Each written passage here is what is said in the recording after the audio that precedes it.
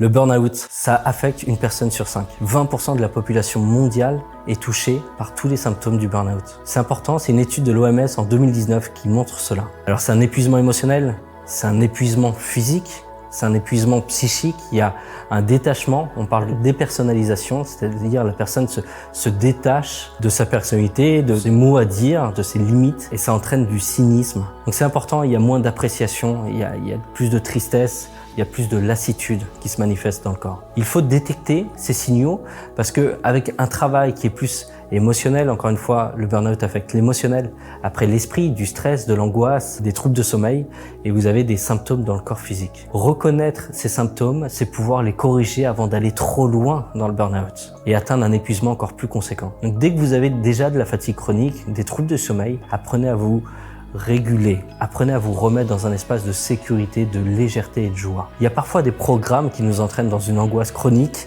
et derrière ces angoisses chroniques, c'est intérieurement, émotionnellement, il y a quelque chose qui n'est pas OK. Donc comprendre votre corps, c'est pouvoir le corriger, c'est pouvoir réajuster pour ne pas que ça se reproduise. Car si on ne travaille pas sur les causes qui sont souvent émotionnelles, ça entraîne quelque chose dans l'esprit qu'il faut réguler, et vous aurez très souvent le symptôme qui se manifeste dans le corps. Donc toute leçon comprise ne se répète pas, prenez-vous en charge.